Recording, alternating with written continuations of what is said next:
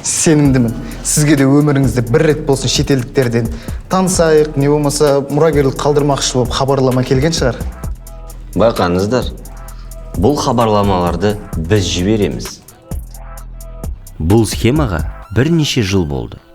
Бірақ әлі күнге дейін оған алданып қалатын адамдар бар. Біз үшін ең маңыздысы бұл адамның сеніміне кіріп, бай, жалғыз басты еркектің образын жасау керек болады.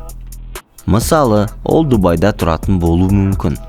Ол үшін біз шынайы тіркелушілері бар, неше түрлі посттар жазылған парақша ашамыз. Сосын бірнеше күн сөйлесіп жүреміз.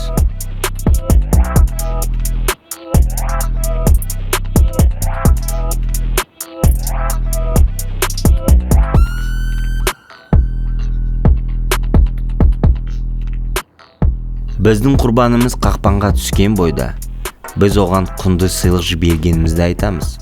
Мысалы, қымбат жүзік деген сияқты. Әрине, басында сендер бізге сенбейсіңдер. Бірақ біз алаяқпыз. Біз сендерді сендіреміз. Қалай оларды сендіреміз? Бірінші, қымбат әшекей ұстап тұрған фотоны жібереміз. Сенетіндей етіп чектерді, жеткізу қызметінің құжаттарын дайындап қоямыз. Содан соң сыйлықтың суретін жібереміз. Бірақ сіздер түсініп тұрған шығарсыздар. Мұның барлығы жалған суреттер, яғни жасанды интеллект арқылы жасалған. Ең маңызды сәтте біз оған бір проблема болып қалды деп айта саламыз.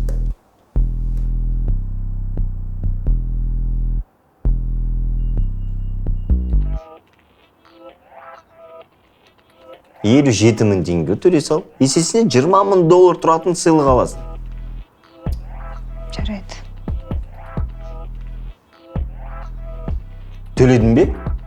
Иә, төледім. Бұл сенің сыйлығың.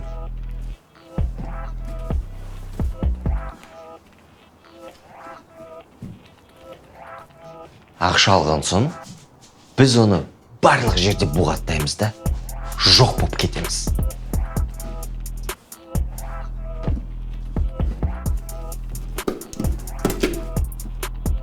Түсінбедім. Сылтық қайда?